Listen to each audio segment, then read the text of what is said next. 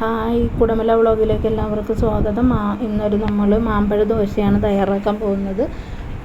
മാമ്പഴ ദോശ തയ്യാറാക്കാൻ വേണ്ട ഇൻഗ്രീഡിയൻസ്: നല്ല പഴുത്ത മാമ്പഴം, വെള്ളം, പഞ്ചസാര, മൈദമാവ്, പിന്നെ ഇത് ഫില്ല് ചെയ്യാനായിട്ട് തേങ്ങ, പഞ്ചസാര മിക്സ്. ഓക്കെ, അപ്പോൾ ഇത് എങ്ങനെ ചെയ്യേണ്ടതെന്ന് നോക്കാം. പഴുത്ത മാമ്പഴം നല്ലപോലെ തൊലിയെല്ലാം കളഞ്ഞ് കഴുകി അരിഞ്ഞ് മിക്സിയുടെ ജാറിലിട്ട് നല്ല ഫൈനായിട്ട് അരക്കുക. അപ്പോൾ അരക്കുമ്പോൾ കുറച്ച് പഞ്ചസാരയും വെള്ളവും ചേർത്ത് നല്ലപോലെ അരച്ചെടുക്കുക. ആ അരച്ച മിശ്രിതം നമുക്ക് ഒരു ബൗളിലോട്ട് മാറ്റാം. ബൗളിൽ മാറ്റി നമുക്ക് അരിച്ചു വെച്ചിരിക്കുന്ന മൈദപ്പൊടി ഇട്ട് മിക്സ് ചെയ്യാം. അത് മൈദപ്പൊടി കുറച്ചിട്ട് മിക്സ് ചെയ്യാം കേട്ടോ. മിക്സ് ചെയ്തിട്ട് നമുക്ക് എടുക്കാം. പിന്നെ ഈ മാമ്പഴ ദോശ നിങ്ങൾ വേറെ എവിടെയെങ്കിലും കണ്ടിട്ടുണ്ടോ, കഴിച്ചിട്ടുണ്ടോ എന്ന് ഒന്ന് കമൻറ്റിൽ വന്ന് പറയണം കേട്ടോ. ഞാൻ ഇതുവരെയും കഴിച്ചിട്ടില്ല, കണ്ടിട്ടില്ല. എൻ്റെ മനസ്സിൽ തോന്നിയത് ഇങ്ങനൊന്ന് ചെയ്ത് നോക്കാനായിട്ട് അങ്ങനെ ഞാൻ ചെയ്തു. ഇത് നല്ല അടിപൊളി ദോശയാണ്.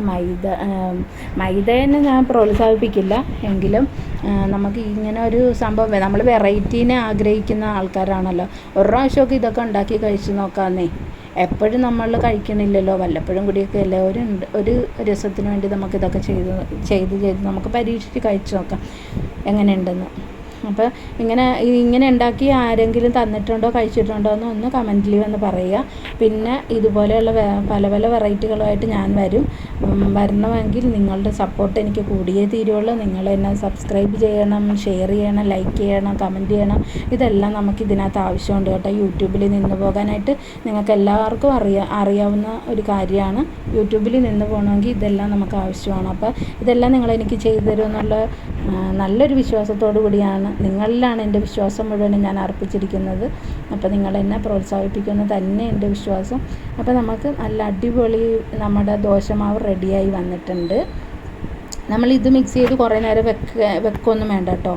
നമുക്കിത് കലക്കി അപ്പം തന്നെ നമുക്ക് ദോശ ഉണ്ടാക്കിയെടുക്കാം. അപ്പോൾ നമ്മളുടെ ദോശമാവ് ഇങ്ങനെ റെഡിയായിക്കൊണ്ടിരിക്കുകയാണ്. അപ്പോൾ നിങ്ങളെല്ലാവരും എനിക്ക് കമൻറ്റ് ചെയ്യണം കേട്ടോ.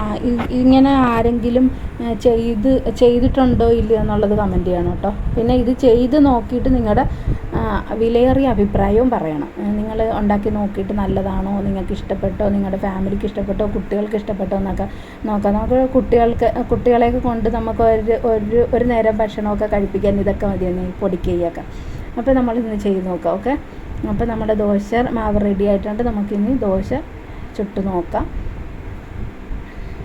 ദോശ ചുട്ട് നമ്മൾ ദോശ ഫ്രൈ പാനിൽ നമ്മൾ പരത്തി നല്ല നൈസായിട്ട് പരത്തിയെടുക്കാൻ പറ്റും കേട്ടോ. അതൊന്നും വിട്ടൊന്നും പോരത്തില്ല. നമ്മൾ ഇങ്ങനെ കയ്യിൽ പറ്റി ഇങ്ങോട്ട് പോരുമെന്നുള്ള പേടിയൊന്നും വേണ്ട. ദോശ നമ്മൾ റെഡിയാക്കി എടുത്തിട്ടുണ്ട്. തിരിച്ചു മറിച്ച് ഇടാനൊന്നും ഒരു പാടില്ല കേട്ടോ. തീ ഒന്ന് അല്പം കുറച്ച് വെച്ചിട്ട് നമ്മളൊന്ന് ചെയ്തെടുത്താൽ മതി. അപ്പോൾ നമ്മുടെ അടിപൊളി ഒരു സ്നാക്സ് റെഡി ആയിട്ടുണ്ട്.